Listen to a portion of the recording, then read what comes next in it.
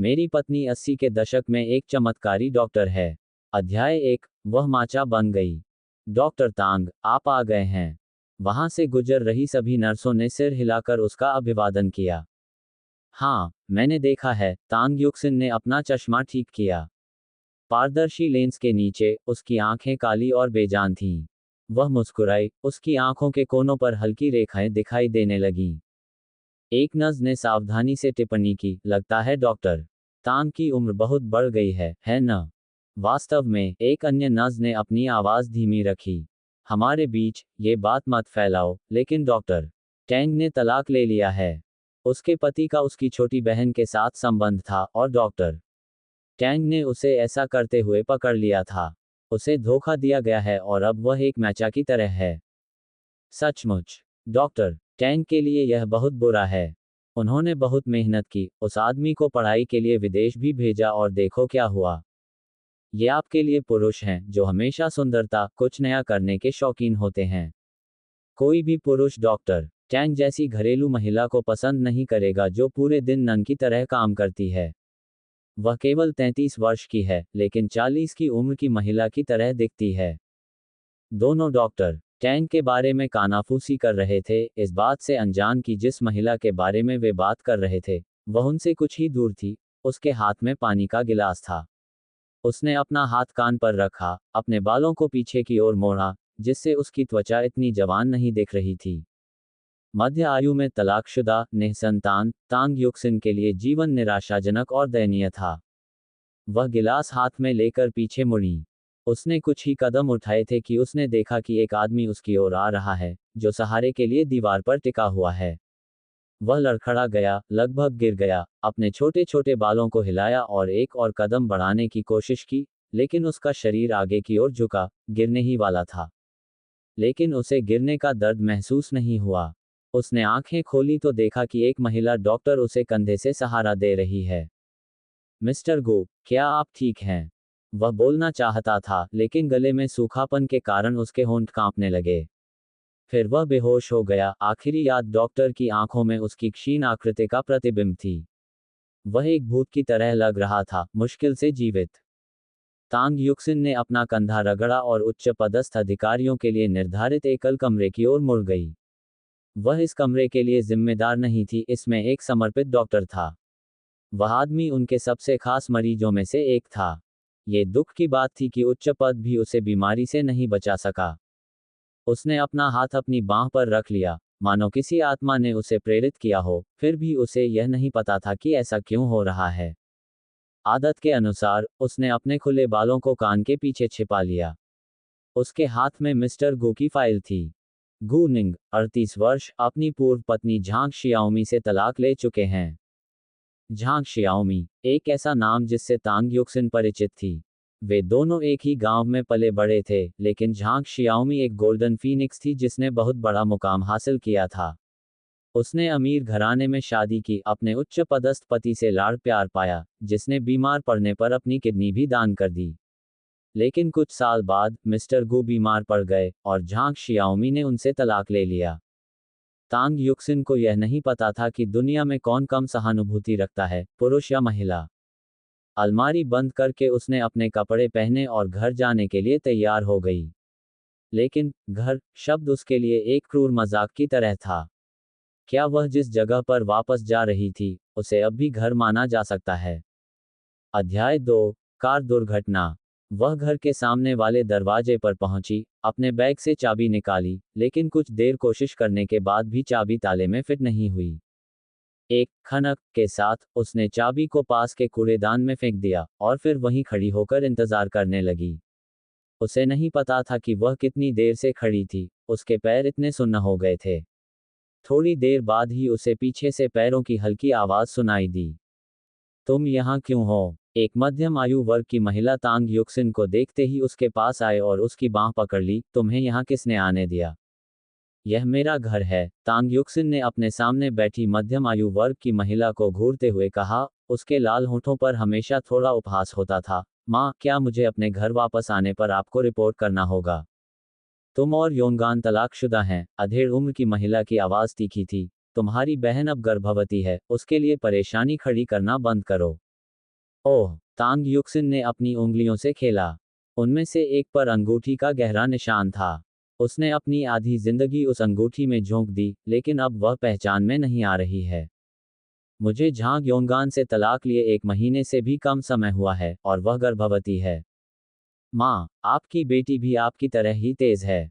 अचानक एक थप्पड़ के साथ उसने अपना चेहरा घुमाया। उसके गाल पर जलन हो रही थी। उसने अपना चेहरा छुआ, जो सुन्न होता जा रहा था। तांग युक्सिन, अगर तुमने जियानी के सिर का एक बाल भी छूने की हिम्मत की, तो मैं तुम्हें नहीं छोड़ूंगी। यह एक धमकी थी, एक माँ की अपनी बेटी को धमकी। तांग युक्सिन का दिल ठंडा था। वह उसकी माँ थी, उसकी जैविक माँ। वह इसकी हकदार थी। हाँ, वह इसकी हकदार थी। वह अपनी माँ पर बहुत ज्यादा भरोसा करती थी, लेकिन उसकी माँ ने उसके पूरे जीवन का इस्तेमाल किया। वह लोगों पर, या ज्यादा सटीक रूप से कहें तो इन तथाकथित परिवार के सदस्यों पर बहुत ज्यादा भरोसा करती थी। और वह एक आदमी पर बहुत ज्यादा भरोसा करती थी। क्या तांग युक्सिन का भी कोई परिवार था? वह मुड़ी और एक एक कदम चलकर चली गई। रात की हवा में ठंडक थी, मानो सर्दी का मौसम शुरू हो गया हो, लेकिन अभी तो बस पतझड़ की शुरुआत ही हुई थी। पतझड़ की हवा गिरे हुए पत्तों से भरी धरती को उड़ाकर ले जा रही थी, और रात की कुछ उदासी अपने साथ ले जा रही थी। हालांकि, उसके पास जाने के लिए कोई जगह नहीं थी। उसने अपना पति और अपना घर खो दिया था। उसने अपना सिर उठाया और ठंडी हवा में गहरी सांस ली। अचानक, वह रुकी, अपने बैग से एक सेल फोन निकाला और उसे बहुत देर तक पकड़े रखा, लेकिन फिर भी उसने कोई कॉल नहीं की। वह कहना चाहती थी, पिताजी, मुझे माफ कर दीजिए। लेकिन उसके चेहरे पर ऐसा कहने की कोई भावना नहीं थी। चारों तरफ से ठंडी हवा उसकी गर्दन पर पड़ रही थी, जिससे वह अनजाने में ही कांपने लगी थी।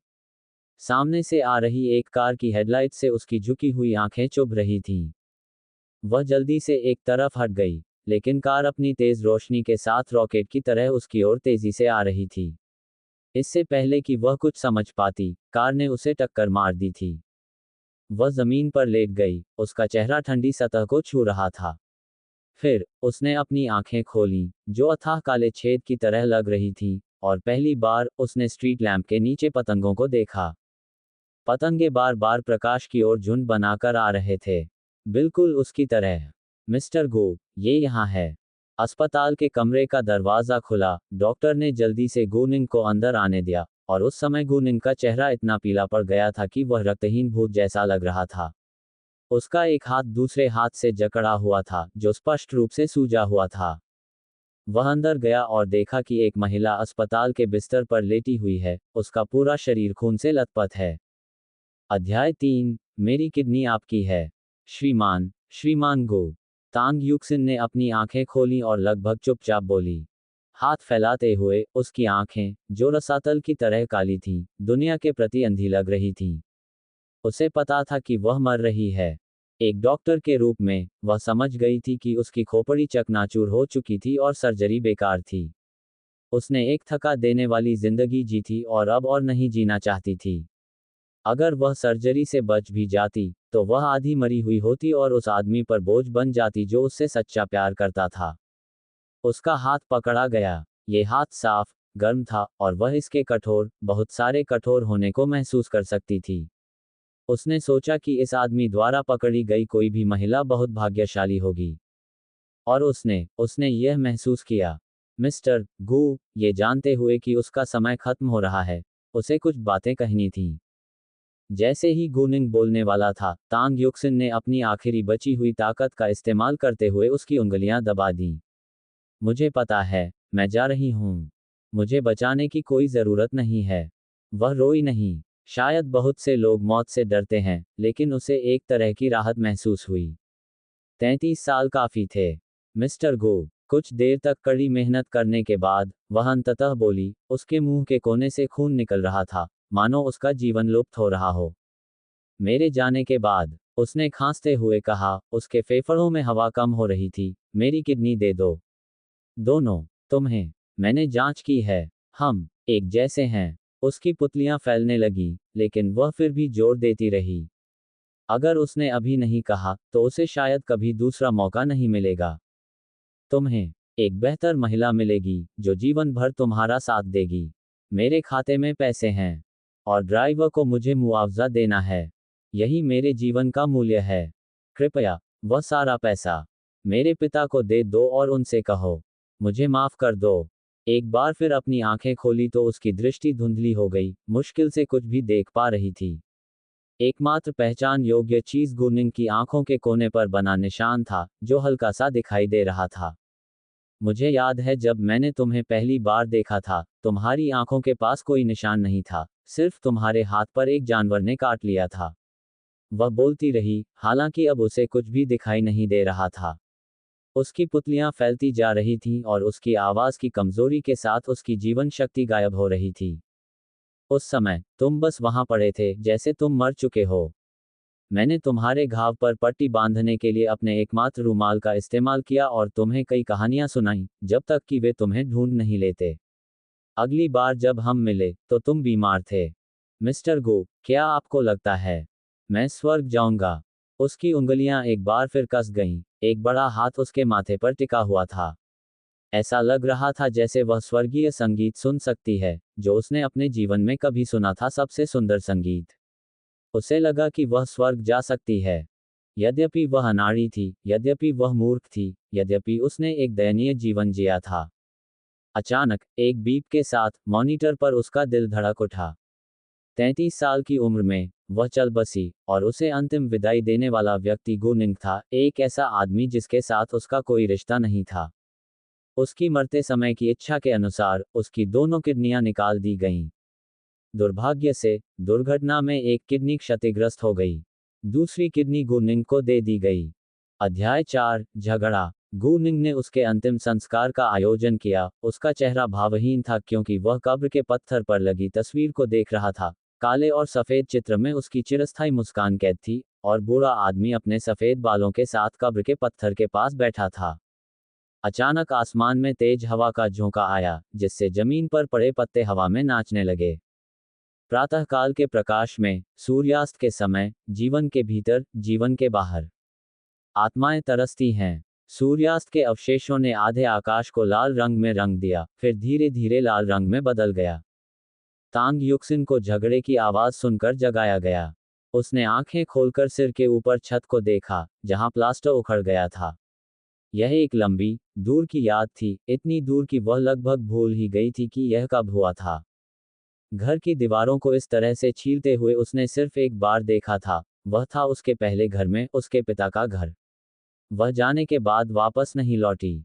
वह बहुत कुछ भूल गई थी, समय के साथ बहुत सी यादें खो गई थीं। लेकिन वह इस छत को नहीं भूली थी, जिसका प्लास्टर उखड़ गया था, न ही उसके ऊपर जंग लगा हुआ छत का पंखा, जो धूल की परत से ढका हुआ था। तांग जिनियान, मैं तुम्हें बताऊं, मैं तुम्हें अपनी बेटी क्यों दूं? एक महिला गुस्से से चिल्लाई, जिससे पूरा घर हिल गया, जिससे दीवार से फटा हुआ प्लास्टर का एक और टुकड़ा गिर गया। तांग जिनियान, मैं निश्चित रूप से शिनशिन को ले जाऊंगा। तुम एक बड़े आदमी हो जो खुद को खाना भी नहीं खिला सकते। तुम एक बेटी को कैसे पाल सकते हो? मैं नहीं कर सकता, वहां बैठे ईमानदार किसान ने जवाब दिया। उसकी आंखें लाल थीं, चेहरा खिंचा हुआ था, और आंखों के नीचे नीले भूरे रंग की एक मोटी परत थी। मैं तुम्हें शिनशिन नहीं दे सकता। मेरे पास कुछ भी नहीं बचा है, सिर्फ वही है। ये तुम्हारे ऊपर नहीं है, महिला ने व्यंग्यात्मक लहजे में कहा। वह मेरी बेटी है और उसने हमेशा मुझसे प्यार किया है। चलो इसे उसी पर छोड़ देते हैं। जब वह जाग जाए, तो उससे पूछो कि वह किसके साथ रहना चाहती है। आदमी ने कुछ नहीं कहा, लेकिन उसे बोलते समय घुटते हुए सुना जा सकता था। लेकिन कोई आंसू नहीं गिरा, शायद उसने सब निगल लिया। तांग युक्सिन बाहर लगातार हो रहे झगड़ों को सुन रही थी। वह छत को देखती रही, मानो हमेशा के लिए, जब तक कि उसने अपनी आंखें बंद नहीं कर लीं। उसे नहीं पता था कि वह नींद में थी या मर गई थी। जब उसने फिर से अपनी आंखें खोली तो टूटे हुए कांच से छनकर आ रही सूर्य की रोशनी गर्म थी।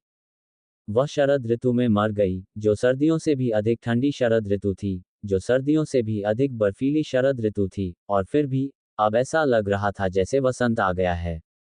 युक्सिन, आओ खाना खाओ। एक आदमी अंदर आया, एक साधारण सा दिखने वाला युवक हाथ में कटोरा लिए हुए था। उसके कपड़े धुले हुए थे और उसका रंग सांवला और काला था। उसके बड़े हाथ, ताड़ के पत्तों के पंखे जैसे, एक छोटा कटोरा पकड़े हुए थे। वह आदमी मुस्कुराया, एक मूर्खतापूर्ण किंतु स्नेहपूर्ण मुस्कान। उसने तांग युक्सिन के सामने कटोरा रखा और अपने बड़े हाथ से उसके बालों को चंचलता से सहलाया। पहले अपना खाना खत्म करो, और फिर पिताजी तुम्हें मछली पकड़ने ले जाएंगे, ठीक है?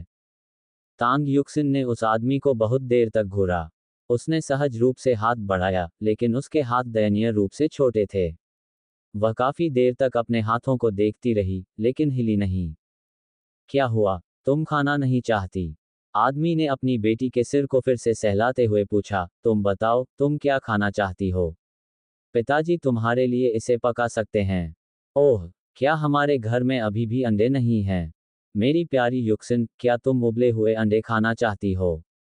तुम्हारे पिताजी तुम्हारे लिए उन्हें बनाएंगे। अध्याय 5। वह वापस जीवित हो गई। आदमी ने जल्दी से अपनी बात खत्म की, अपना कटोरा रखा और अपनी बेटी के लिए उबला हुआ अंडा बनाने के लिए जल्दी से रसोई में चला गया। जैसे ही वह चला गया, तांग युक्सिन ने हाथ बढ़ाया और अपने हाथों को देखा। वे छोटे थे, छोटी, पतली उंगलियां छोटी मुर्गी के पैरों की तरह थीं। उसकी त्वचा रुई की तरह मुलायम थी।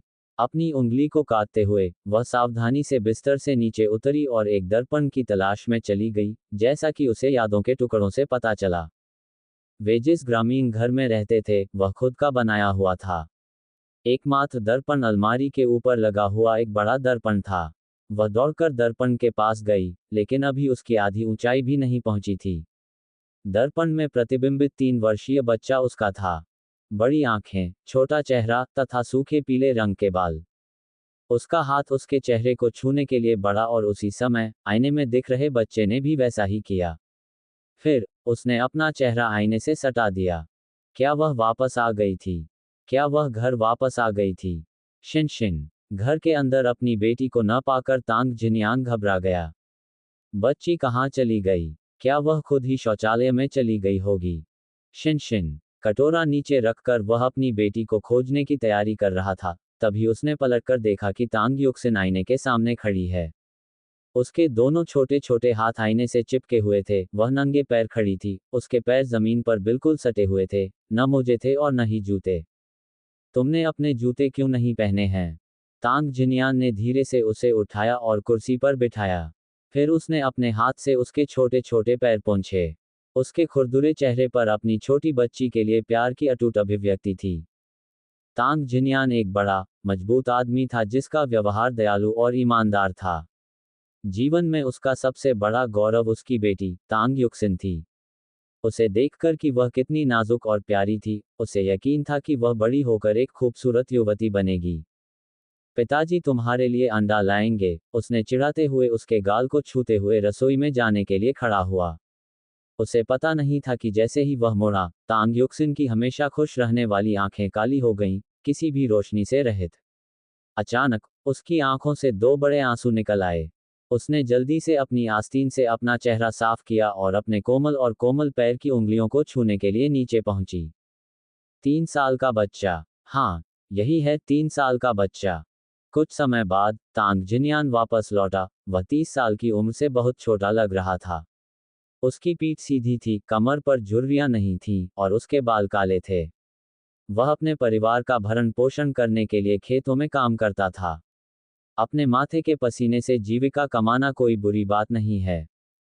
वह नीचे बैठ गया, चम्मच लिया और अपनी बेटी को खाना खिलाना शुरू कर दिया। तांग युक्सिन ने अपना खाना थोड़ा थोड़ा करके खाया, बिना पहले की तरह झल्लाहट के।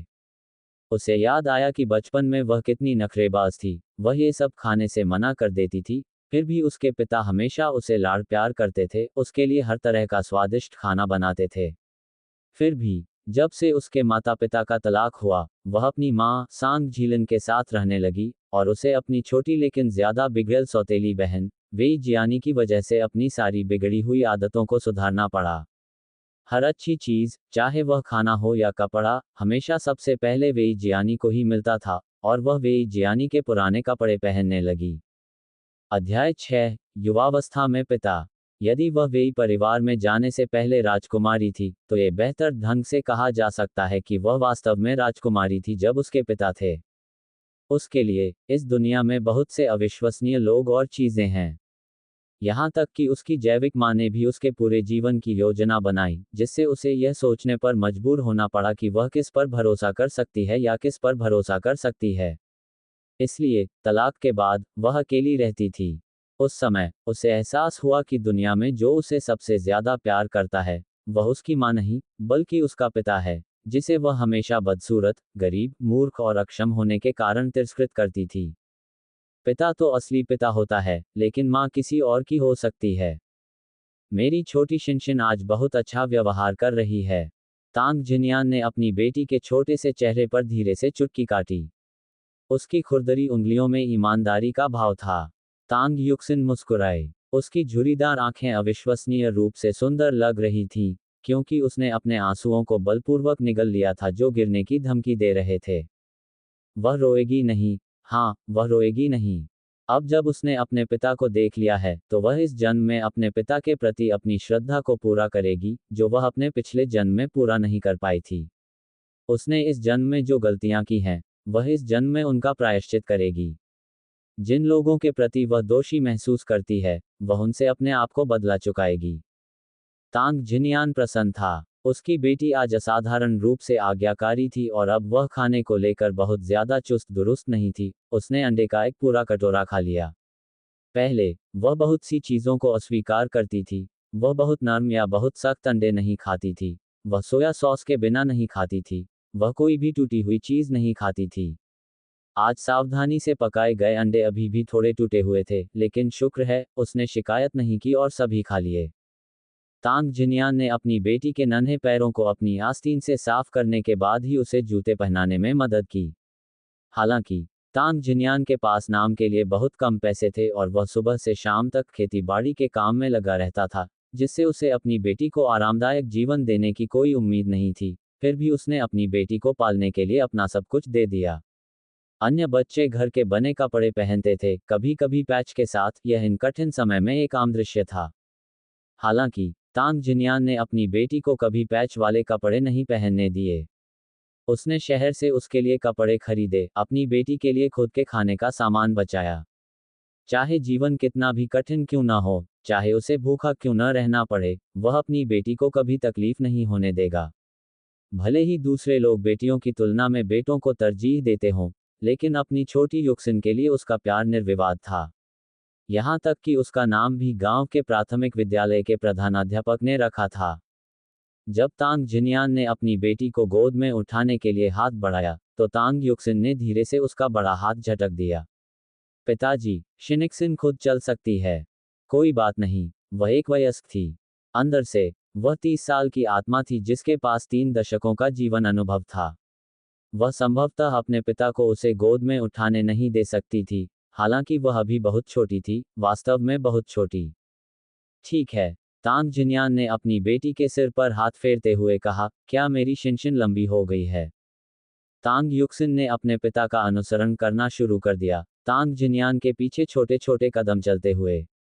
उसके पैर बहुत छोटे थे, उसके कदम भी बहुत छोटे थे, लेकिन तांग जिनयान हमेशा उसकी गति से चलती थी। उसे डर था कि कहीं वह गिर न जाए। जब वे बाहर निकले, तो तांग युक्सिन ने अपनी आंखें सिकोड़ लीं और उन्हें अपने छोटे हाथ से सूरज की रोशनी से बचा लिया। गर्म रोशनी बारिश की बूंदों की तरह उसके चेहरे और प्याज जैसी छोटी उंगलियों पर पड़ रही थी। अध्याय 7, पिता का होना बहुत अच्छा है। उसने अभी तक अपने पिता को नहीं छोड़ा था। न ही उसने घर छोड़ा था। क्या सब कुछ नए सिरे से शुरू होने वाला था। गांव के बाहर एक बड़ी नदी थी। शुरुआती दिनों में लोग इसी नदी से पीने का पानी खींचते थे। नदी का पानी साफ था और उसमें मछलियां भी थीं। गांव के बड़े लोग नदी में मछलियां पकड़ना पसंद करते थे और बच्चे, जो नदी के किनारे बड़े हुए थे, बहुत अच्छे तैराक थे। तांग जिनयान भी अपवाद नहीं था। तैराकी के मामले में तांग जिनयान गांव में सबसे अच्छा था। वह पानी में गोता लगाता, थोड़ी देर के लिए अपनी सांस रोक लेता और जब बाहर निकलता, तो वह 1 फुट से ज्यादा लंबी घास की काप पकड़ चुका होता। पकड़ी गई छोटी घास काप को एक बाल्टी में रखा गया था। तांग युक्सिन एक चट्टान पर बैठी, अपनी छोटी बाल्टी को देखते हुए, देश की ताज़ी हवा में सांस ले रही थी। हवा में मिट्टी की गंध और पानी की ताजगी का एहसास था। यह 1980 के दशक का जीवन था। गांव के जीवन की सादगी, उसकी गरीबी, लेकिन साथ ही ईमानदारी से जीना, जहां हर कोई अपने काम से मतलब रखता था। हालांकि जीवन परिपूर्ण नहीं था, लेकिन एक सामंजस्यपूर्ण पारिवारिक जीवन ने इसे आनंदमय बना दिया। उसने अपना छोटा सा हाथ अपनी जांघ पर रखा और चुपके से अपने पैर पर चुटकी काटी। उसे दर्द हुआ, लेकिन वह मुस्कुराई। अब उसे आखिरकार यकीन हो गया था कि उसका पुनर्जन्म हो गया है। उस समय में जब वह 3 साल की थी, उस समय वह अभी भी एक छोटी राजकुमारी थी, जिसे उसके पिता बहुत प्यार करते थे। जैसा कि लोग कहते थे, सौतेली माँ होने का मतलब सौतेला पिता होना होता था, और सौतेले पिता होने का मतलब अक्सर सौतेली माँ होना होता था। वह खेत में एक छोटी, महत्वहीन गोभी के अलावा कुछ नहीं थी, जो अपनी सौतेली माँ और सौतेले पिता के साथ कष्ट झेल रही थी। हालांकि उसके पिता के साथ ऐसा नहीं था। उसके असली पिता उससे सच्चा प्यार करते थे, वह उसका एकमात्र असली परिवार था। अपने पिछले जन्म में वह अपनी माँ का अनुसरण करने के लिए अंधी रही होगी। हर महीने उसके पिता द्वारा दिए जाने वाले जीवन यापन के खर्च से उसे ज्यादा फायदा नहीं हुआ। जब उसकी बहन नूडल्स खाती थी, तो उसके पास सूप बच जाता था।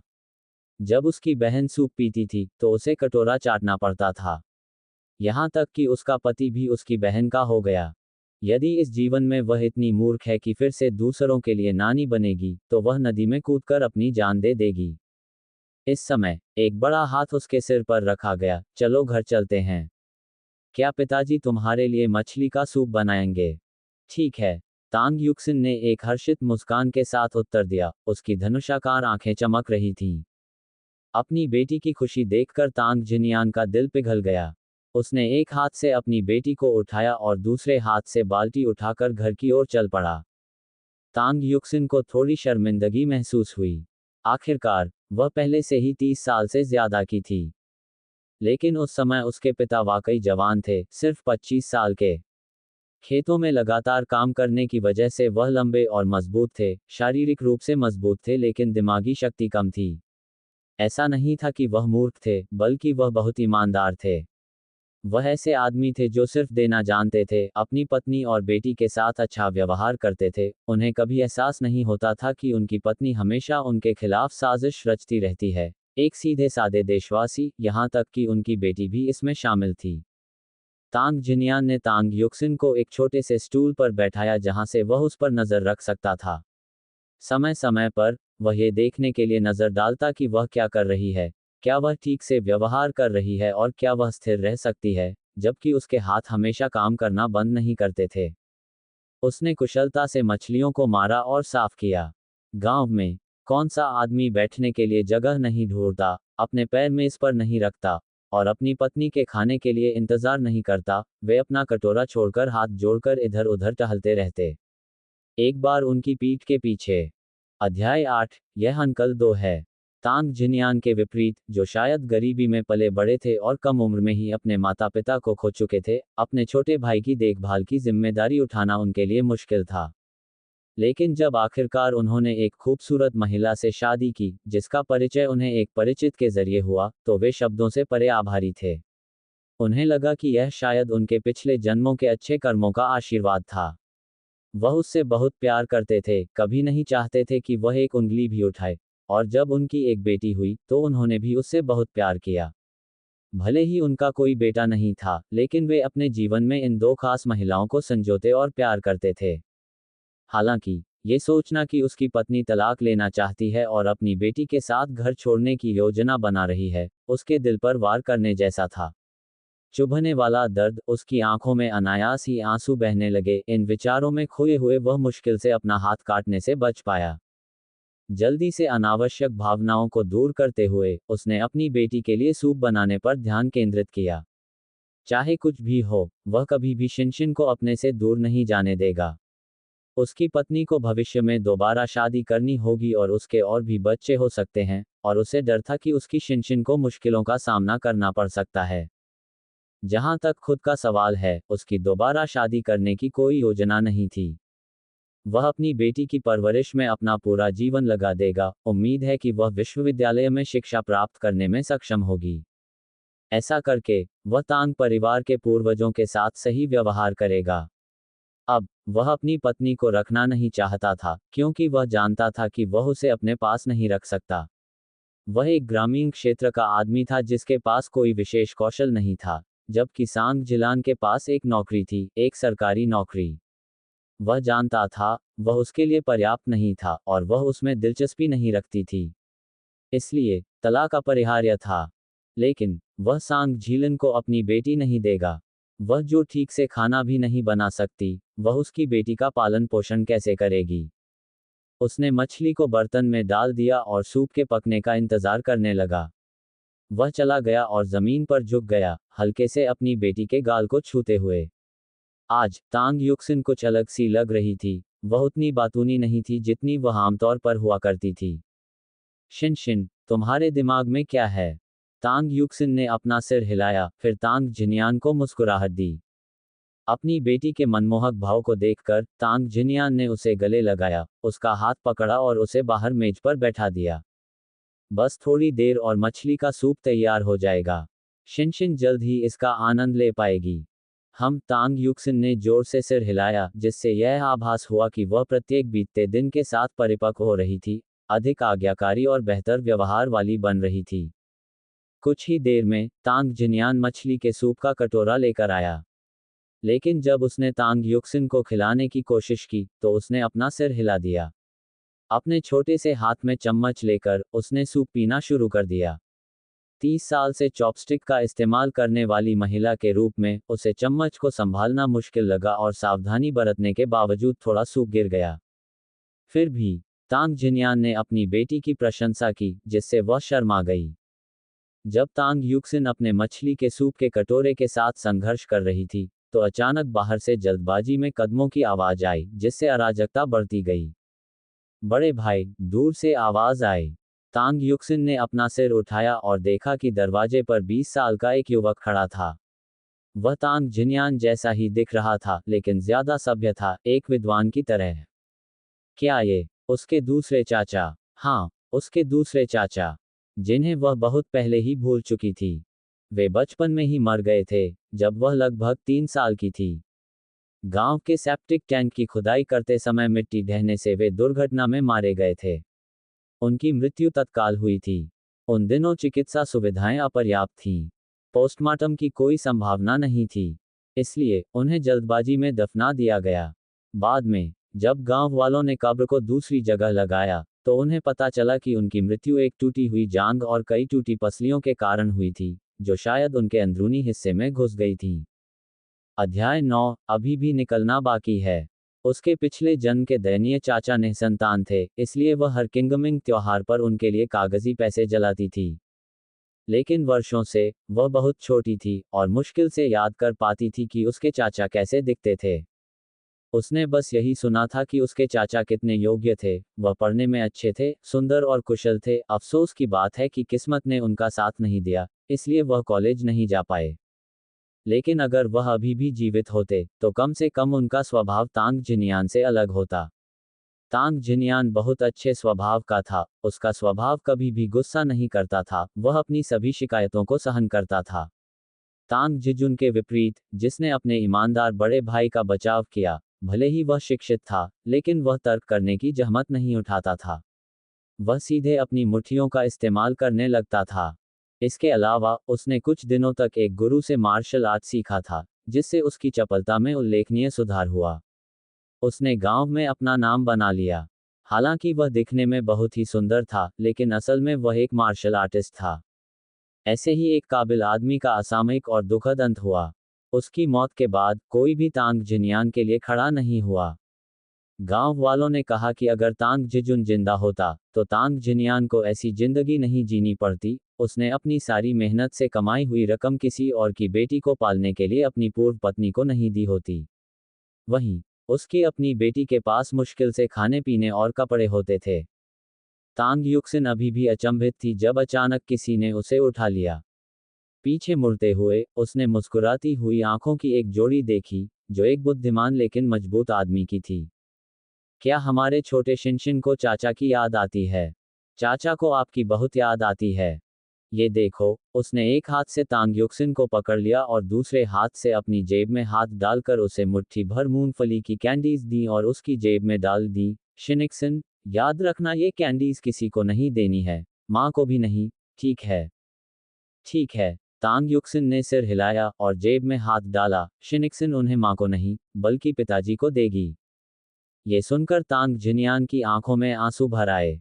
वह जल्दी से पलटा, अपनी आस्तीन से आंसू पोंछा और बर्तन से मछली का सूप निकालकर एक बड़े कटोरे में रख लिया। लो, थोड़ा मछली का सूप लो, वह कटोरा अपने छोटे भाई के सामने रखता है। धन्यवाद भाई जी। तांग जिजुन ने तांग युक्सिन को एक हाथ में उठाया और दूसरे हाथ से कटोरा उठाकर उसका आधे से अधिक हिस्सा पी गया। कृपया उसे मुझे सौंप दो। तांग जिनयान ने अपनी बेटी को प्राप्त करने के बाद तांग युक्सिन की सुस्ती को देखा, उसकी लंबी पलकें कमजोर होकर झुक रही थीं। उसे एहसास हुआ कि वह थकी हुई है, उसने उसे एक कंबल से ढक दिया। ये देखकर कि वह सो रही है, वह चुपके से बाहर चला गया और उसने देखा कि तांग जिजुन अभी भी अपना कटोरा पकड़े हुए है और सूप का आखिरी हिस्सा खत्म कर रहा है। क्या हुआ भाई, क्या वह सो रही है? तांग जिजुन ने धीरे से पूछा।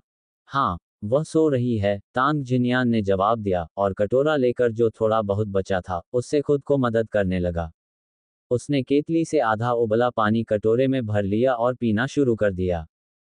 भैया, क्या भाभी अभी भी तलाक की योजना बना रही हैं? इस विचार से तांग जिजुन का माथा ठनका।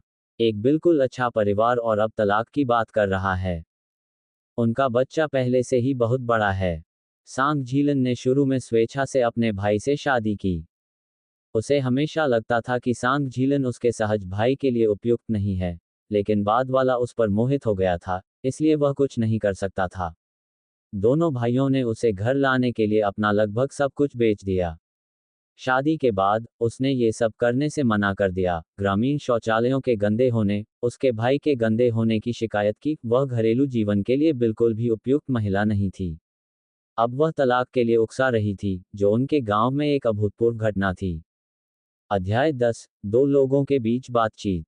तांग जिनयान ने अपने कटोरे से सारा सूप पी लिया और फिर उसे नीचे रख दिया। उसका चेहरा चिंता से भर गया।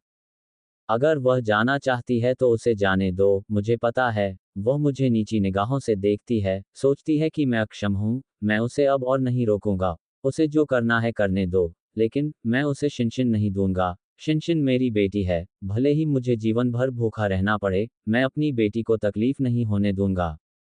लेकिन वह ऐसा करेगी, मैं अपनी बेटी को उसके साथ तकलीफ नहीं होने दूंगा। क्या होगा अगर वह शिनशिन चाहती है? तांग जिजुन को स्थिति के बारे में असहज महसूस हुआ। वह पिछले कुछ समय से ठीक से सो नहीं पा रहा था। उसे डर था कि उनकी छोटी भतीजी को उसकी जैविक मां ले जाएगी और फिर उसे तकलीफ होगी। फिर क्या? मैं असहमत हूँ। वह इसे भूल सकती है। तांग जिनयान ने उसके मुंह में कड़वाहट का स्वाद चखा, जिससे उसे आश्चर्य हुआ कि शायद सूप कुछ कड़वा था, या शायद उसने सोडा पाउडर डाल दिया था। लेकिन वह उसकी जैविक मां है। तांग जिजुन ने अपने होंठ हिलाए, लेकिन अंतिम चार शब्द अभी भी नहीं बोले गए थे। हाँ, यह कोई भी नहीं है, ये जैविक मां है, असली मां है। अगर सांग झीलन तांग युक्सिन को दूर ले जाना चाहती है और तांग युक्सिन अपनी मां के साथ जाना चाहती है, तो वे क्या कर सकते हैं? वे इसे रोक नहीं सकते। तांग जिनयान ने अपना कटोरा नीचे रखा और अपना चेहरा ढक लिया। उसके जैसा एक वयस्क व्यक्ति वास्तव में रोने लगा। वह जोर से नहीं रोया, बस कुछ सिसकियां लीं, लेकिन उसकी उदासी को सुनना मुश्किल नहीं था। तांग युक्सिन ने अपनी जेब से मूंगफली की एक कैंडी निकाली। उसने उसे खोला, अपने मुंह में डाला, और तुरंत ही मीठा स्वाद फैल गया। हो सकता है कि भविष्य में कोई भी कैंडी इतनी स्वादिष्ट न हो, लेकिन यह अब तक की सबसे अच्छी कैंडी थी जो उसने खाई थी। बाहर, वह तांग जिनयान और उसके भाई की आवाजें सुन सकती थी। उनकी आवाजें तेज नहीं थीं, इसलिए वह स्पष्ट रूप से नहीं सुन पा रही थी। लेकिन वे जो चर्चा कर रहे थे, उसका ज्यादातर हिस्सा तलाक और वह किसके साथ रहेगी, इस पर केंद्रित था। उसने एक छोटी सी दराज खोली और उसमें से एक छोटा सा बक्सा निकाला, जो उसका खजाना बक्सा था। बचपन में, वह इसे बहुत संभाल कर रखती थी और किसी को भी इसे छूने नहीं देती थी। वह इसे अपने साथ वेई परिवार के पास भी ले गई थी। लेकिन उसके आने के एक दिन बाद ही वेई जियानी ने इसे तोड़ दिया था। जियानी द्वारा उसका खजाना बक्सा तोड़ने के बाद वह अपनी माँ से रोई थी, लेकिन उसकी माँ ने न तो उसे सांत्वना दी और न ही जियानी को डांटा। इसके बजाय उसने उससे कहा कि बड़ी बहन होने के नाते उसे अधिक क्षमाशील होना चाहिए। उस दिन से उसे एहसास हुआ कि वह एक अतिरिक्त बन गई है और सब कुछ बदल गया है। अब उसके पास एक सौतेला पिता और एक सौतेली माँ थी। उसने खजाने का बक्सा खोला, अपनी जेब से कुछ मूंगफली की कैंडी निकाली और उन्हें एक एक करके खजाने के बक्से में वापस डाल दिया। फिर उसने उसे ढक दिया, उसे वापस दराज में रख दिया और फिर से सोने के लिए लेट गई। तांग जिनियान और तांग जिजुन के चले जाने के बाद सांग जिलान को आने में ज्यादा समय नहीं लगा।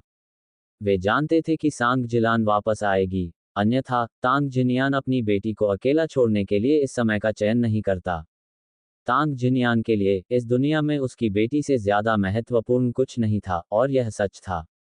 अपने पिछले जीवन में उसने अपना सारा जीवन कष्ट सहते हुए बिताया, कभी शादी नहीं की, लेकिन अपनी बेटी के लिए सब कुछ त्याग दिया। बदले में उसे जो कुछ मिला वह था उसकी ओर से सफेद बाल। तांग युक्सिन सो रही थी जब उसने आसपास अप्रिय आवाज सुनी, जैसे कि बचपन में चूहे द्वारा उसके नाखूनों और पैरों के नाखूनों को कुतरने की आवाज। वह इस आवाज से इतनी परिचित थी कि वह इसे कभी नहीं भूल सकती थी, भले ही वह जन्म और मृत्यु के बाद भी जीवन भर जीवित रहे। जब वह छोटी थी और सांग जिलान उसे वेई परिवार के पास ले गया था, तो उन्होंने उसे चूहों से भरे एक छोटे से भंडारण कक्ष में रखा था जो हर दिन उसके हाथ और पैर कुतरते थे। वह तब सिर्फ 3 साल की थी, लेकिन चाहे वह रात में अपने माता पिता को कितना भी पुकारे, कोई भी उसे बचाने नहीं आया। उन्होंने उसे ऐसे कष्टदायक माहौल में बड़ा होने दिया। अध्याय 11, लड़की चोर। बाद में जीवन में वह अपनी परिस्थितियों के प्रति अभ्यस्त और सुन्न हो गई, वह बड़ी भी हो गई। लेकिन चूहे द्वारा काटे जाने की याद उसे कभी नहीं छोड़ी, इसलिए वह उनसे डरती थी। हालांकि वह अब 33 साल की महिला थी, 3 बच्चों की बच्ची नहीं। भले ही वह डरी हुई थी, लेकिन वह अब सिकुड़कर मदद के लिए चिल्लाने में सक्षम नहीं थी। उसने आंखें खोली, कमरा उजाला था, हालांकि कोई लाइट नहीं जल रही थी। उसने अपना सिर घुमाया और पाया कि कमरे से आ रही आवाज चूहे की नहीं बल्कि किसी इंसान की थी। क्या कोई उनसे चोरी कर रहा था? लेकिन ऐसा करना असंभव लग रहा था। उनका घर गांव के सबसे गरीब इलाकों में से एक था, और आजकल के समय में किसी चोर का किसी के घर में चोरी करना नामुमकिन था। अगर कोई चोर होता भी तो वह अमीरों से चोरी करता, उनसे नहीं। फिर उसके कपड़े थे, उसके नए कपड़े जो उसके पिता ने उसके लिए खरीदे थे। उसने उन्हें कई बार नहीं पहना था। भले ही वह छोटी थी, फिर भी उसे तांग जिनियान ने बहुत प्यार से पाला था। इस प्रकार कम उम्र में ही उसने शान शौकत की भावना विकसित कर ली थी। उसने इस पोशाक को नए साल के लिए बचा कर रखा था क्योंकि यह थोड़ी ओवरसाइज थी। तांग जिनियान ने उसे अगले नए साल पर इसे पहनने देने की योजना बनाई। इस चोर को सभी चीजों के अलावा उसके कपड़े चुराने में क्यों रुचि थी? वह उठकर बैठी और देखा कि अलमारी के पास एक व्यक्ति बैठा हुआ था। इस व्यक्ति के कंधे तक लंबे बाल क्लिप से बंधे हुए थे। यह एक महिला थी, एक महिला चोर। नहीं, उसने मुस्कुराते हुए खुद को सही किया। यह उसकी माँ थी। वह वेई जियानी के लिए अपने कपड़े ले जा रही थी, है न? वेई जियानी उससे सिर्फ 1 साल छोटा था, लेकिन लंबा था। ओवरसाइज्ड कपड़े वेई जियानी पर बिल्कुल फिट बैठेंगे। उसके पिछले जन्म में भी यही हुआ था। उसके कपड़े, महंगे और सुंदर कपड़े जो उसे बहुत पसंद थे, वे सभी सांग झीलन ने वेई जियानी के लिए ले लिए थे। यह मत पूछिए कि सांग झीलन अपने बच्चे से किसी और के बच्चे के लिए बेहतर क्यों थी। ये वैसा नहीं था जैसा दूसरे लोग सोचते थे। ज्यादातर लोग नहीं जानते थे, लेकिन तांग युक्सिन जानती थी। वह ठीक ठीक जानती थी कि ऐसा क्यों है, क्योंकि वेई जियानी किसी और की बेटी नहीं थी, वह सांग झीलन की जैविक संतान थी। जब वेई जियानी सिर्फ कुछ महीने की थी, तो सांग झीलन बाहर काम करने चली गई, और वह लगभग 1 साल तक वापस नहीं आई। जब वह वापस लौटी, तो तांग युक्सिन करीब 2 साल की थी। उस साल सांग झीलन बाहर काम नहीं कर रही थी जैसा कि उसने दावा किया था, बल्कि बच्चा पैदा करने के लिए वेई जियानी के पिता वेई तियान के साथ रह रही थी। उन सभी को लगा कि वह नहीं जानती, लेकिन एक डॉक्टर होने के नाते वह वेई जियानी और सांग जिलान के बीच की अद्भुत समानता को अनदेखा नहीं कर सकती थी। इसलिए काम शुरू करने के बाद उसने सबसे पहले उनके बालों के नमूनों का इस्तेमाल करके डीएनए टेस्ट करवाया। नतीजा वही निकला जिसकी उसे उम्मीद थी। वेई जियानी और सांग जिलान वाकई माँ और बेटी थीं। सांग जिलान ने उसे धोखा दिया, उसके पिता को धोखा दिया और सभी को बेवकूफ बनाया। अपनी जैविक बेटी के जन्म ने उसे आजीवन षड्यंत्र का ताज पहनाया, जबकि उसके पिता को धोखे की प्रतीकात्मक हरी टोपी पहनाई गई। अपने पिछले जन्म में उसकी सारी मातृ स्नेह गायब हो गई। बची हुई ममता तब खत्म हो गई जब उसे पता चला कि उसके पति झांग योंगान को वेई जियानी बहका रही है। ये जानते हुए भी सांग जिलान ने विरोध नहीं किया, बल्कि ऐसा लगा कि यह एक उचित कार्य है। क्या ऐसा इसलिए था क्योंकि झांग योंगान एक सार्वजनिक रूप से सूचीबद्ध कंपनी में नौकरी करता था और सालाना सैकड़ों हजार कमाता था, या इसलिए कि वह उस घर में रहता था जिसे उसने कड़ी मेहनत से बचाए गए पैसों से खरीदा था? अध्याय 12, उसके कपड़े चुराना। इस समय वह सांग जिलान को ठंडे मन से देख रही थी, जो अलमारियों में से एक के बाद एक कपड़े निकाल रहा था। ये सब वेई जियानी के लिए थे, है न? सांग झीलन को पता नहीं था कि तांग युक्सिन जाग रही थी। वह नहीं पहचान पाई कि यह पुरानी तांग युक्सिन नहीं थी। 3 साल के बच्चे की त्वचा के नीचे एक दयनीय आत्मा छिपी हुई थी जिसने कठिनाइयों का सामना किया था और तूफानों का सामना किया था। सांग झीलन ने जब तांग युक्सिन की अलमारी लगभग खाली कर दी थी, तभी वह खड़ी हुई।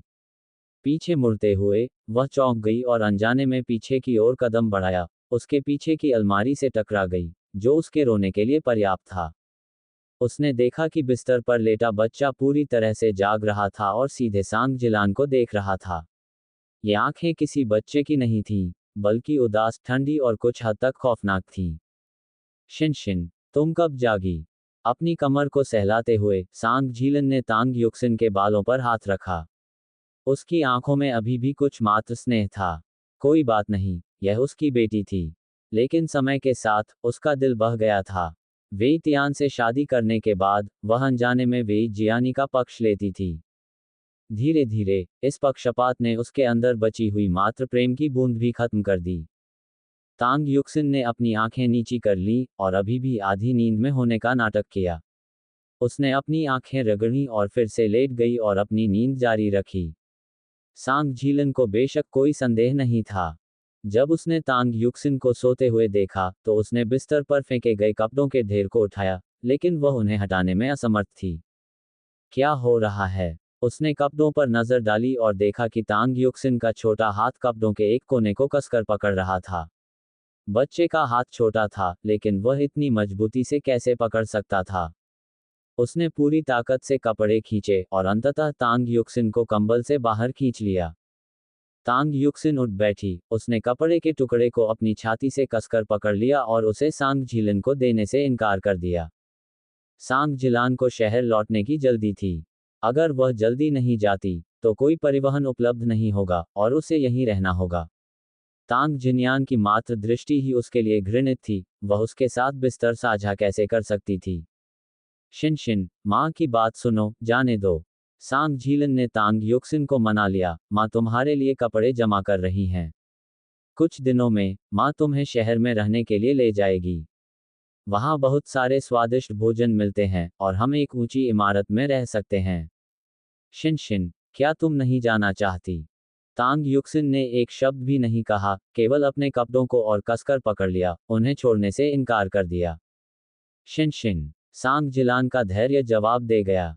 क्या ये बच्ची पहले बहुत आज्ञाकारी नहीं थी? वह उसकी हर बात मानती थी। उसने पहले भी उसके कपड़े लिए थे और कुछ दिन पहले ही उसने उससे कहा था कि वह शहर जाने के लिए अपने कपड़े पैक करने जा रही है, और वह मान गई। तो आज वह इतना अलग व्यवहार क्यों कर रही थी? शिन, जाने दो। जैसे जैसे आसमान में अंधेरा छाने लगा, सांग झीलान का गुस्सा और भी अधिक उग्र होता गया। जबकि तांग युक्सिन ने अपने कपड़ों को और कस लिया, अपना सिर झुका लिया, चुप रही और आंखों से संपर्क टालती रही। सांग झीलन ने अचानक तांग युक्सिन की पीठ पर थप्पड़ मारा, शायद इरादे से ज्यादा जोर से, जिससे तांग युक्सिन बिस्तर पर लुढ़क गई और उसका सिर मेज के कोने से टकरा गया। इस समय तांग जिन्यान और तांग जिजुन, जो अभी अभी खेतों से लौटे थे, ने दरवाजे के पास पहुंचते ही तांग युक्सिन की दिल दहला देने वाली चीखें सुनी। अध्याय 13, बच्चे को गिराना। तांग जिन्यान ने तुरंत अपने हाथ में पकड़ा हुआ कृषि उपकरण फेंक दिया और अंदर भाग गया। जब वह घर में दाखिल हुआ तो उसने देखा कि सांग वेलन बेवकूफ़ी से एक तरफ खड़ा था, जबकि उसकी बेटी तांग युक्सिन का छोटा शरीर एक छोटी सी गेंद की तरह फर्श पर फैला हुआ था, जोर जोर से रो रहा था। Shin Shin. तांग जिन्यान की आंखें लगभग लाल हो गई थीं। वह दौड़कर आया, कुछ बड़े कदमों में दूरी तय की और जल्दी से अपनी बेटी को उठा लिया। तांग युक्सिन का माथा काफी सूज गया था और वह सिसकियां लेते हुए हाँफ रही थी। रो मत, पापा यहाँ हैं। तांग जिन्यान बोलते हुए, वह खुद को आंसू बहाने से रोक नहीं पाया। वह अपनी बेटी को अपनी आंखों के तारे की तरह पालता था और हमेशा उसका बहुत ख्याल रखता था। यहाँ तक कि जब सांग जिलान ने काम करने पर जोर दिया और अपनी बच्ची को उसके पास छोड़ दिया, तब भी यह आदमी घर घर जाकर दूध मांगता था ताकि भेड़ के दूध से उसकी परवरिश हो सके। उसने सुनिश्चित किया कि तांग युक्सिन को कोई तकलीफ या चोट न लगे। लेकिन अब उसके बच्चे के माथे पर एक बड़ा सा उभार आ गया था। तुमने क्या किया? तुमने मेरी बेटी को क्यों धक्का दिया? तांग जिन्यान की आवाज चिल्लाने जैसी थी, उसकी आंखें गुस्से से लाल हो गई थीं। मैंने नहीं किया, मैं कसम खाता हूं कि मैंने नहीं किया। सांग जीलन भी सदमे से स्तब्ध थी, इतना कि वह तांग युक्सिन की मदद करना भूल गई थी। उसने जल्दी से कपड़े का एक टुकड़ा पकड़ने के अपने इरादे को समझाने की कोशिश की, लेकिन उसके स्पष्टीकरण के बावजूद तांग युक्सिन गिर गई थी। ये निर्विवाद वास्तविकता थी। तुम्हें मेरी बेटी के कपड़े लेने का क्या अधिकार है? तांग जिन्यान ने सांग झीलन के हाथों से कपड़े फाड़ दिए। सांग झीलन उद्धरण चिन्ह। उसने अपने दांत पीस लिए, उसकी आंखें भयावह रूप से लाल हो गईं। ठीक है, तुम तलाक चाहती हो, मैं तुम्हें तलाक दे दूंगा, लेकिन शिन शिन, मैं उसे तुम्हें बिल्कुल नहीं सौंपूंगा। क्या तुमने उसे कभी दूध पिलाया है? क्या तुमने उसका पालन पोषण किया है? क्या तुमने कभी उसका डायपर बदला है? तुम कहाँ थे जब उसने अपनी माँ को पुकारा था? पहला शब्द जो उसने सीखा वह था डैडी, न कि मम्मी। मैंने अपनी बेटी को इतनी मेहनत से पाला है और तुम सोचते हो कि तुम ऐसे ही चले जाओगे। ठीक है, अगर तुम्हें छोड़ना ही है तो चले जाओ, बशर्ते तुम उसके साथ अच्छा व्यवहार करो। लेकिन मुझे बताओ, तुमने क्या किया है? तुमने क्या किया है? तांग जिन्यान ने अपनी बेटी को और भी कसकर पकड़ लिया। छोटी बच्ची, मुश्किल से 1 साल की, अभी भी रो रही थी, उसके माथे पर एक बड़ा सा उभार था, वह लाल और सूजा हुआ था, एक भयावह दृश्य। तांग जिन्यान ने अपनी बेटी को उठाया और दरवाजे की ओर चलने लगा। तांग युक्सिन ने अपने कपड़े खींचे। क्या हुआ? बहुत दर्द हो रहा है। तांग जिन्यान ने अपनी बेटी के छोटे गाल को धीरे से सहलाया, उसकी आंखों के किनारे लाल हो गए, मानो वह रोने वाला हो। पिताजी, माँ को मेरे कपड़े मत लेने देना। वह बुरी है। उसने अपना सिर तांग जिन्यान के कंधे पर टिका दिया, उसकी झुकी हुई पलकें उसकी आंखों की ठंडी चमक को छुपा रही थीं। इस जीवन में वेई जियानी को उसकी एक भी वस्तु नहीं मिलेगी, एक धागा भी नहीं। जिजुन, कपड़े इकट्ठा करो और उन्हें रख लो। उन्हें चोरी मत होने दो। तांग जिन्यान ने अपनी बेटी को सावधानी से गले लगाया और अपने भाई को निर्देश दिया। अतीत में, वह चिंतित था कि उसकी बेटी सांग झीलन के साथ जाने का विकल्प चुन सकती है। आखिरकार, वह अभी भी अपनी माँ से प्यार करती होगी। अगर ऐसा होता, तो चाहे वह कितना भी दुखी या अनिच्छुक क्यों न होता, वह सांग झीलन को उसे ले जाने देता। लेकिन अब, उसे एहसास हुआ कि वह अपने विचारों में पूरी तरह से गलत था। सांग झीलन माँ बनने के योग्य नहीं थी। नहीं, वह फिर से गलत था। सांग झीलन वास्तव में एक अच्छी माँ थी, लेकिन वह तांग युक्सिन के लिए एक अच्छी माँ नहीं थी। अध्याय 14। बस ऐसे ही, माँ बनना। तांग जिजुन ने जाकर फर्श और बिस्तर पर पड़े सभी छोटे छोटे कपड़े उठाए। उसने झुंझलाहट में उन सभी को एक कैबिनेट में ठूंस दिया, उसके सामने खड़ा हो गया, उसके चेहरे पर साफ दिख रहा था कि वह सांग झीलन के कपड़े लेने का विरोध कर रहा है। वह बच्चे के साथ जाने से पहले ही कपड़े ले जाना चाहती थी। ऐसा कैसे संभव हो सकता है? इसके अलावा, स्थिति को देखते हुए, भले ही युक्सिन इस माँ का अनुसरण करे, उसका जीवन अच्छा नहीं होगा। वह बच्चे को इस तरह गिरने भी दे सकती है। लेकिन कोई बात नहीं, यह अनजाने में या लापरवाही से हो सकता है। हालांकि, क्या ऐसा हो सकता है कि एक माँ के रूप में, उसे बच्चे को उठाने और बच्चे को जांच के लिए डॉक्टर के पास ले जाने की बिल्कुल भी चेतना नहीं थी? ये सिर की चोट थी। अगर कुछ गंभीर हो जाता तो क्या होता? छोटी युक्सिन केवल 3 साल की है। सांग जिलान को समझ नहीं आ रहा था कि क्या करे। खड़ी हो, बैठे, चली जाए, रुक जाए, कुछ भी ठीक नहीं लग रहा था।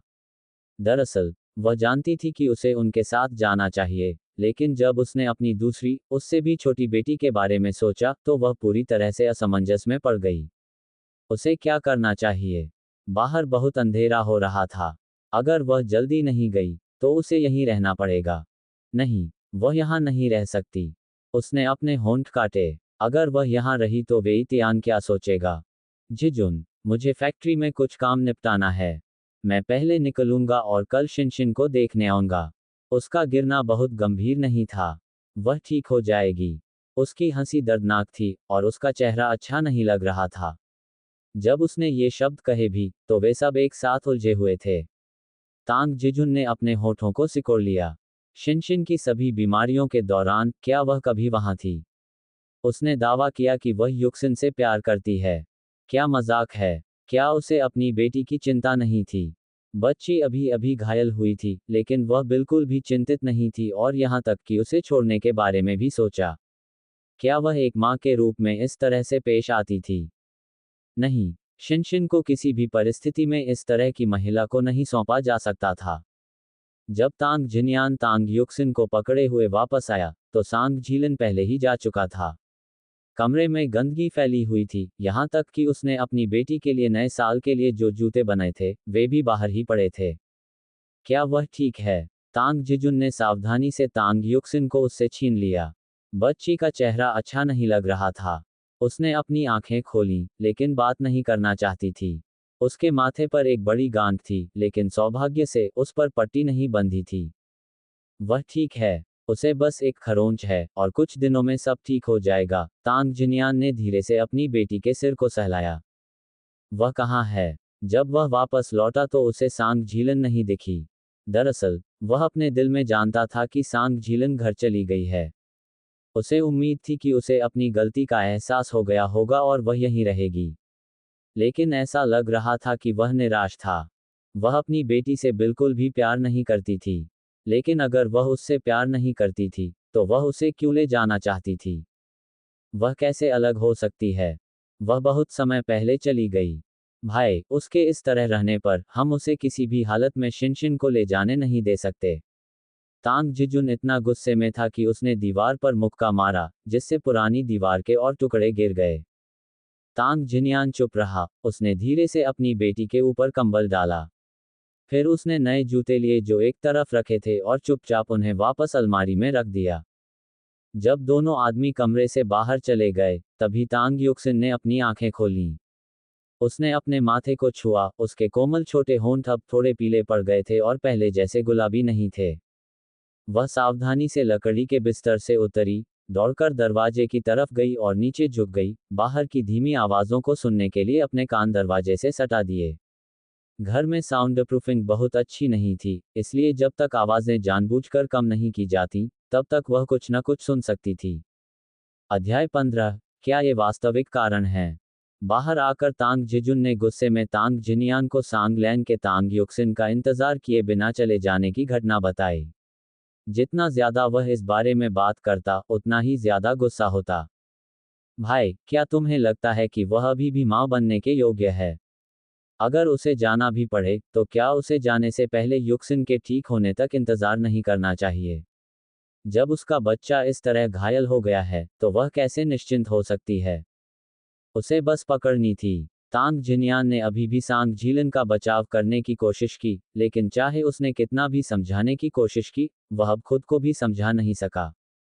अगर उसे शहर में काम करना भी था, तो क्या वह एक दिन बाद शाम को नहीं निकल सकती थी? क्या उसे आज रात तक इंतजार करना था? अगर कल सुबह भी जल्दी हो, तो क्या तब बसें नहीं होंगी? क्या उसे बहुत देर हो जाएगी? कौन सी फैक्ट्री में शिफ्ट आधी रात को शुरू होती है? ये स्पष्ट रूप से जिम्मेदारी की कमी है। कैसी माँ ऐसा करती है? भाई, आप उसे शिनशिन नहीं दे सकते। तांग जिजुन कुर्सी पर बैठ गया। अचानक, उसे कुछ याद आया, एक ऐसा विचार जिसने उसे भी भयभीत कर दिया। भाई, क्या आपको लगता है, अगर वह शिनशिन को ले गई, तो क्या आप बच्चे की देखभाल करेंगे? युक्सिन मेरी बेटी है। तांग जिन्यान ने मुड़कर अपने छोटे भाई की ओर देखा। चाहे वह कहीं भी हो, वह मेरी बेटी है। मैं पूरी जिंदगी उसका समर्थन करने के लिए तैयार हूँ। तांग जिजुन ने अपने दांत पीस लिए। उसने अपनी अटकलें नहीं जताईं, क्योंकि यह उसके सरल चित बड़े भाई के लिए बहुत क्रूर था। भाई, क्या आपको लगता है कि अगर वह शिनशिन को ले गई, तो क्या इसका कारण यह है कि वह आपके चरित्र को जानती है और आप शिनशिन का समर्थन करेंगे? आप कभी दोबारा शादी नहीं करेंगे, और आपकी मेहनत का सारा पैसा शिनशिन को जाएगा। अगर वह दोबारा शादी करती है और उसका दूसरा बच्चा होता है, तो क्या आपको उनका भी पालन पोषण करना होगा? उसने अपनी मुट्ठियां भींच लीं, खुद को पूरी तरह बेकार महसूस करते हुए। अगर शिनशिन वाकई उस औरत के साथ चली गई, तो वह सिर्फ 3 साल की थी। वह अपने भविष्य के दिन कैसे जिएगी, और उसका बड़ा भाई कैसे जिएगा? बाहर से आने वाला शोर धीरे धीरे कम हो गया। अंत में कदमों की आवाज धीरे धीरे गायब हो गई, दूर तक फैल गई और फिर सुनाई देना बंद हो गया। तभी तांग युक्सिन ने उसके सिर पर लगे उभार को छुआ। उसके युवा चेहरे ने अपनी बचपन जैसी मासूमियत खो दी और उसकी जगह एक थकी हुई दुनियादारी ले ली। उसे कभी समझ नहीं आया कि सांग झीलन उसे पहले क्यों ले आया।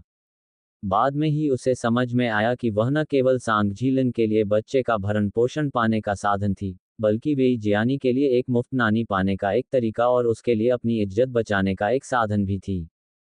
वह नहीं जानती थी कि यह योजना सांग झीलान की थी या वेई तियान की। बाहर से वेई तियान हमेशा एक अच्छा इंसान लगता था, हमेशा सभी को देखकर मुस्कुराता रहता था। हालांकि मुस्कुराहट के पीछे एक भयावह बेईमानी छिपी हुई थी। वह सब कुछ जानता था, फिर भी उसने कभी हस्तक्षेप नहीं किया। चाहे वह सांग जिलान द्वारा तांग युक्सिन को मारना हो या वेई जियानी द्वारा तांग युक्सिन को धमकाना हो। सांग जिलान द्वारा उसे ले जाने के बाद उसके पिता उसे हर महीने पैसे भेजते थे।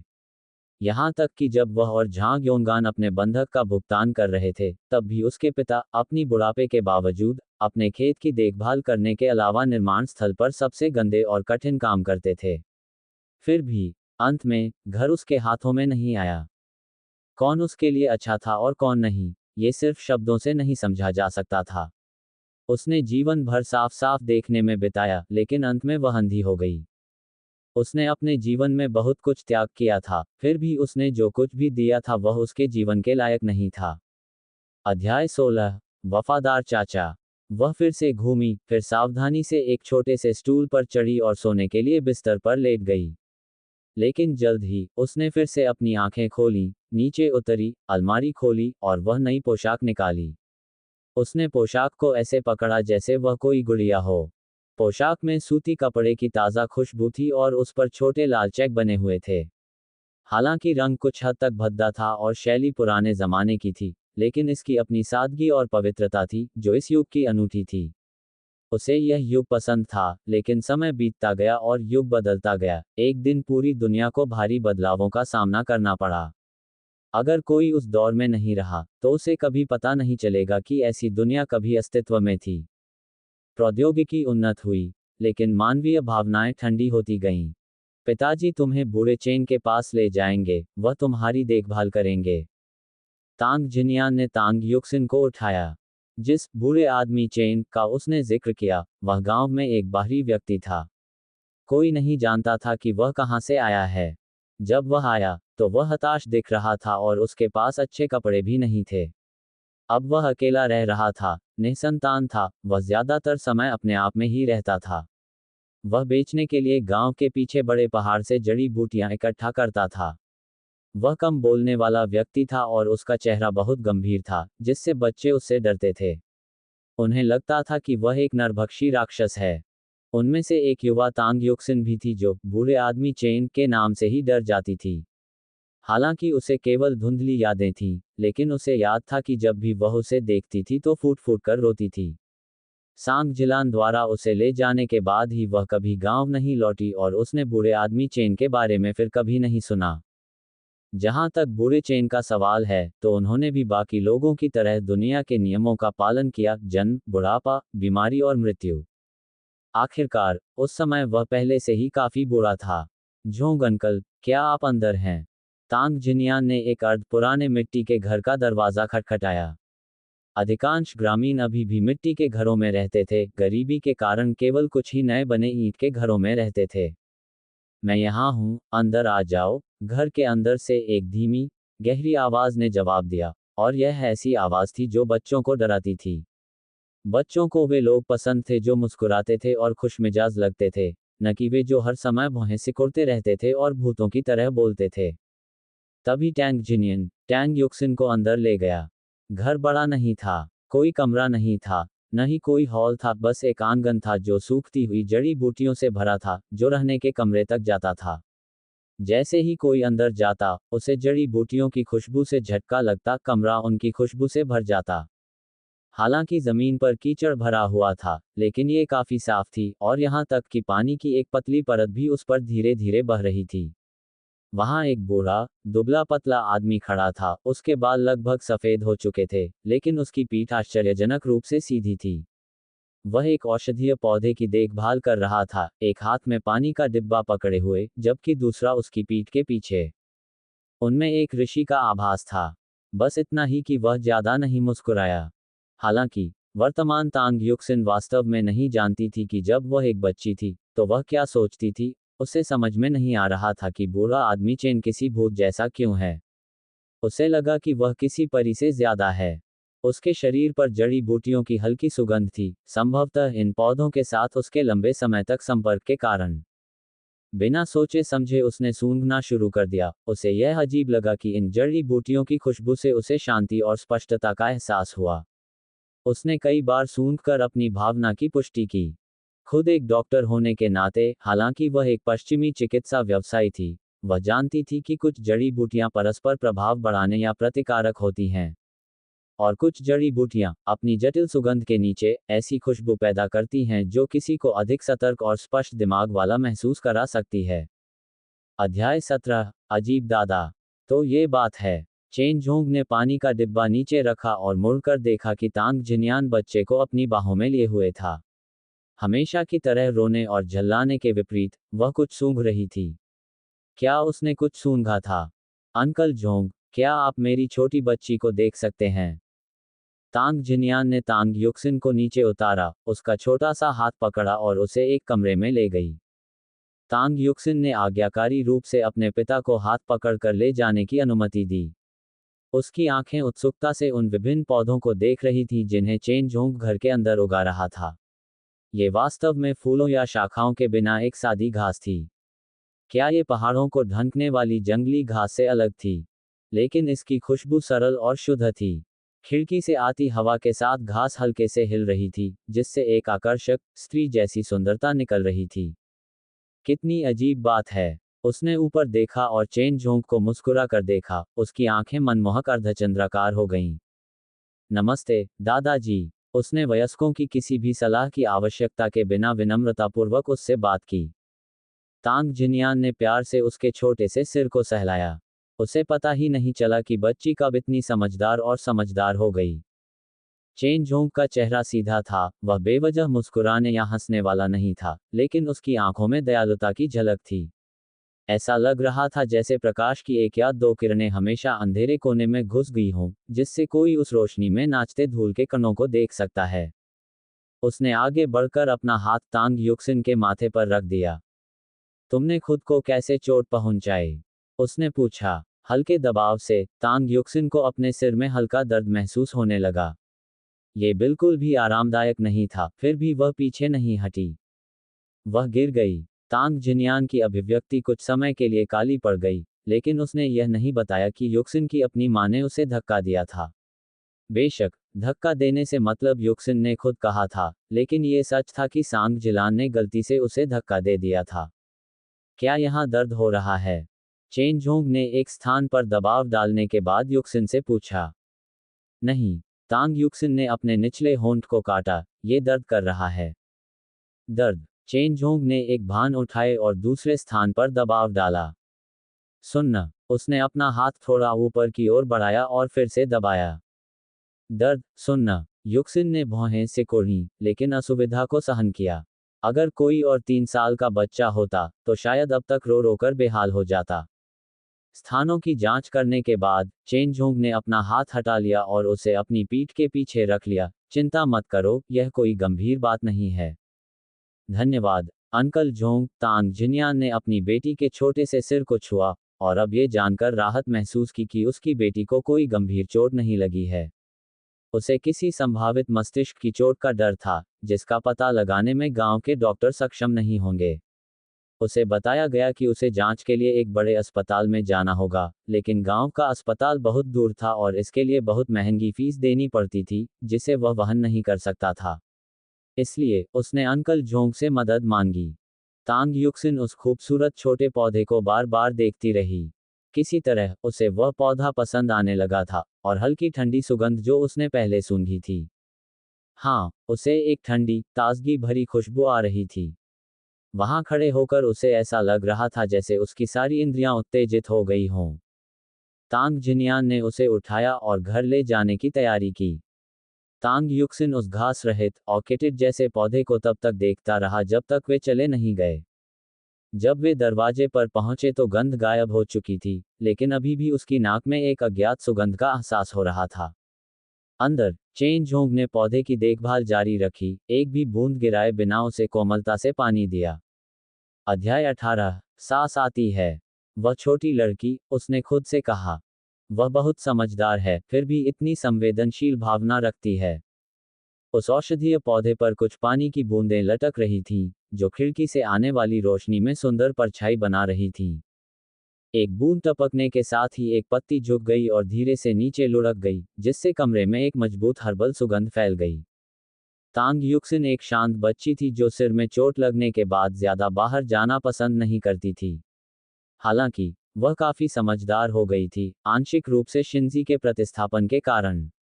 हालांकि वह अभी भी युक्सिन थी, लेकिन अब वह 33 वर्षीय युक्सिन थी। इस समय वह चूल्हे के सामने बैठी थी और चूल्हे में लकड़ियां डाल रही थी। शुरू में उसकी हरकतों ने तांग जिनियान को डरा दिया, जिससे उसे पसीने छूटने लगे। लेकिन फिर उसे पता चला कि तांग युक्सिन वास्तव में आग जलाने में काफी माहिर थी। उसने अपने छोटे भाई से इस बारे में शेखी भी बघारी, जिससे तांग युक्सिन शर्मिंदगी में अपना लाल चेहरा ढकने लगी, जैसे कि वह किसी से मिलना ही नहीं चाहती हो। वह 33 साल की थी, 3 साल की नहीं, वह इतनी मूर्ख नहीं थी, ठीक है। तब से तांग जिन्यान को अपनी बेटी को रसोई में जाने से डर नहीं लगता था।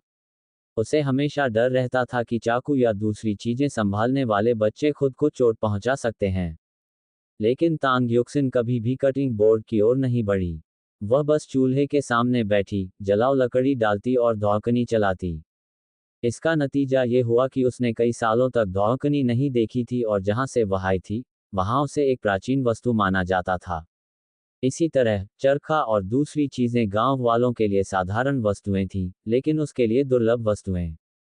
और ये चीजें कुछ दशकों में दिखाई नहीं देंगी, अगर कोई उन्हें देख भी सकेगा तो शायद टीवी पर देख सकेगा। उसकी सहायता से तांग जिन्यान की खाना पकाने की गति बढ़ गई थी। कम से कम अब उसे आग और भोजन की चिंता में इधर उधर भागना नहीं पड़ता था। कभी कभी जब आग बुझ जाती थी, तो उसे फिर से चालू करना पड़ता था। उसने तांग युक्सिन के सामने नूडल्स का एक कटोरा रखा, उसके चेहरे को सहलाया और कहा, खाओ। तांग युक्सिन ने अपना खाना एक एक करके खाया, अब उसे खिलाने की जरूरत नहीं थी। इससे तांग जिन्यान, एक पिता के रूप में, थोड़ा खोया हुआ महसूस कर रहा था। ऐसा लग रहा था कि उसकी बेटी परिपक्व हो रही थी, भले ही वह केवल 3 साल की थी। लेकिन अब वह चल सकती थी, बोल सकती थी और उसे अब दूध पिलाने की जरूरत नहीं थी। जब वह जोर जोर से खाना खा रहा था, तो उसकी नज़र अपनी बेटी पर पड़ी, जो धीरे धीरे लेकिन कर्तव्य निष्ठा से खाना अपने मुंह में डाल रही थी, न कि अपने चेहरे पर या मेज पर फैला रही थी। जैसे ही उसने ये बताने के लिए अपना सिर उठाया कि उसका पेट भर गया है, बाहर से एक जोरदार आवाज आई। लगभग ऐसा लग रहा था जैसे आक्रमणकारियों का एक दल गांव में घुस रहा हो। तांग जिन्यान ने जल्दी से अपना कटोरा नीचे रखा और खड़ा हो गया। माँ, उसने पुकारा। हम अंदर आए। अधेड़ उम्र की महिला ने अपनी ठुड्डी ऊपर उठाए और अपनी नाक पर काले धब्बों वाले 2 बड़े नथुने दिखाए।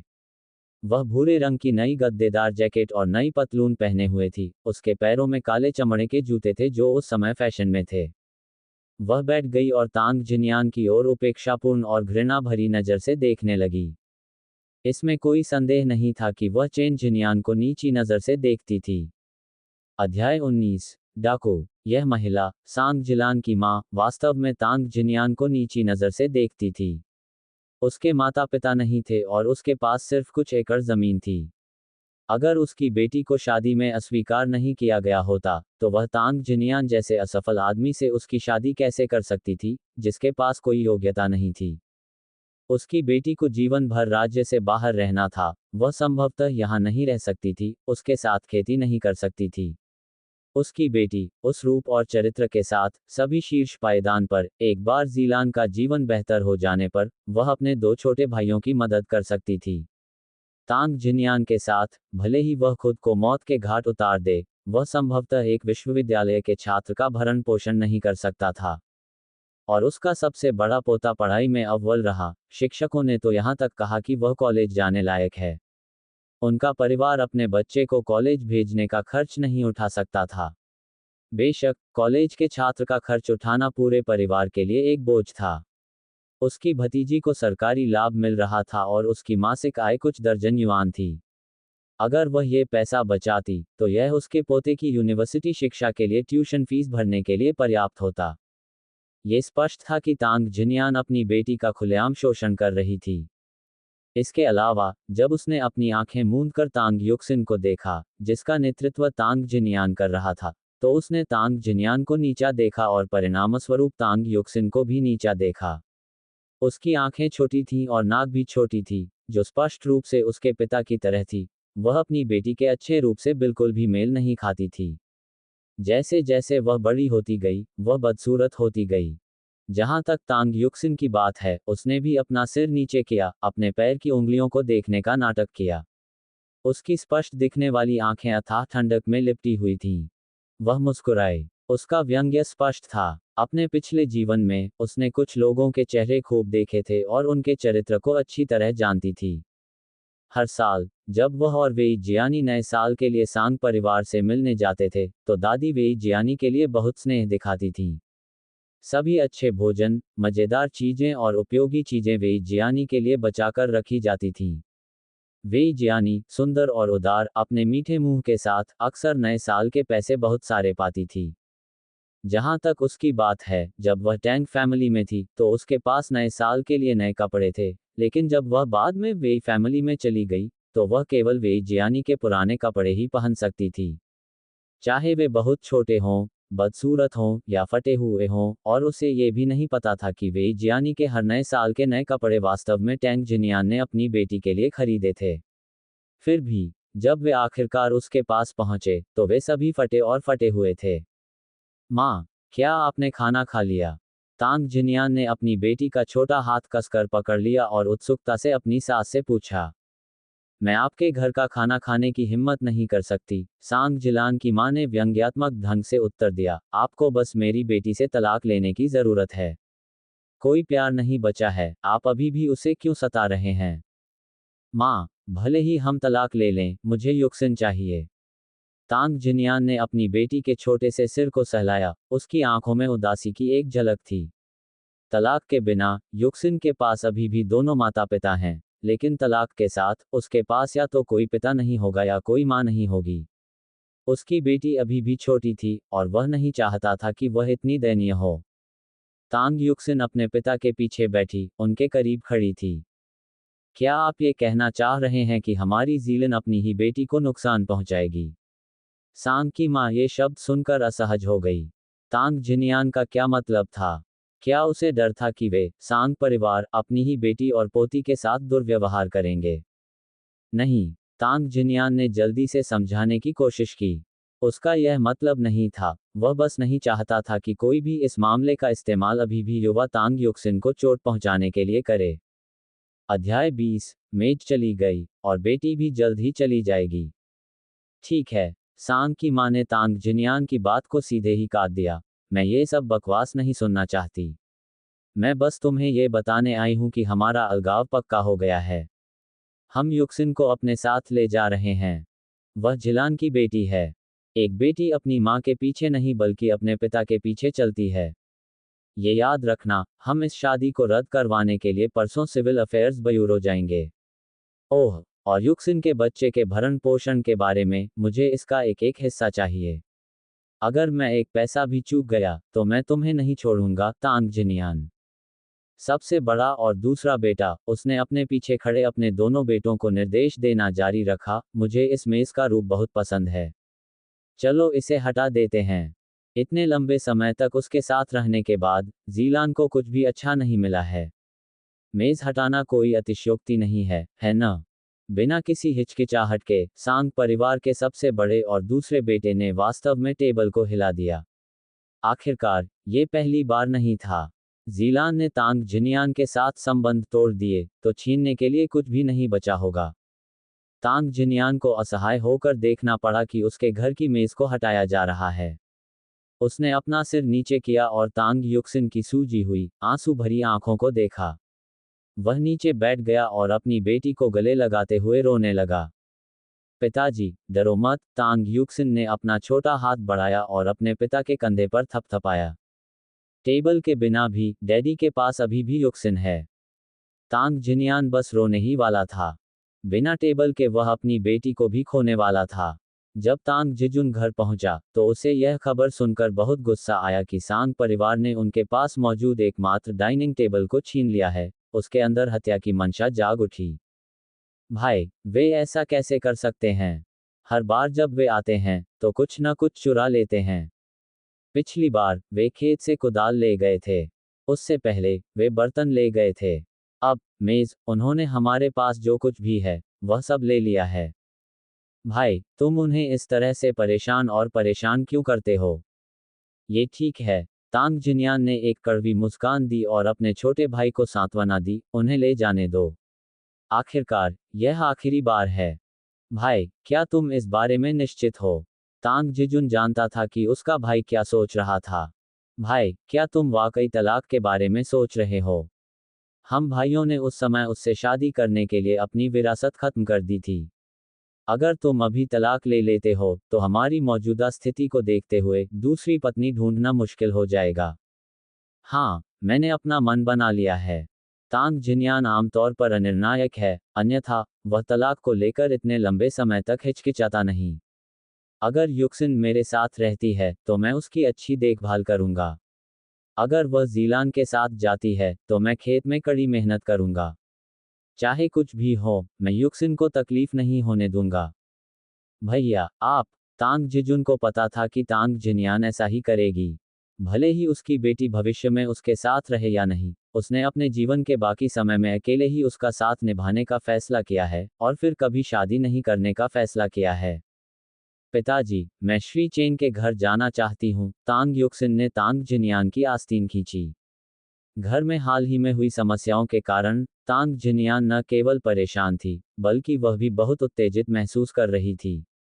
उसने चेन जोंग के घर में रखी रहस्यमयी जड़ी बूटी के बारे में सोचा, ऐसा लगता है कि यह उसके दिमाग को साफ करने और जल्दबाजी में किए जाने वाले कामों को रोकने में मदद करती है।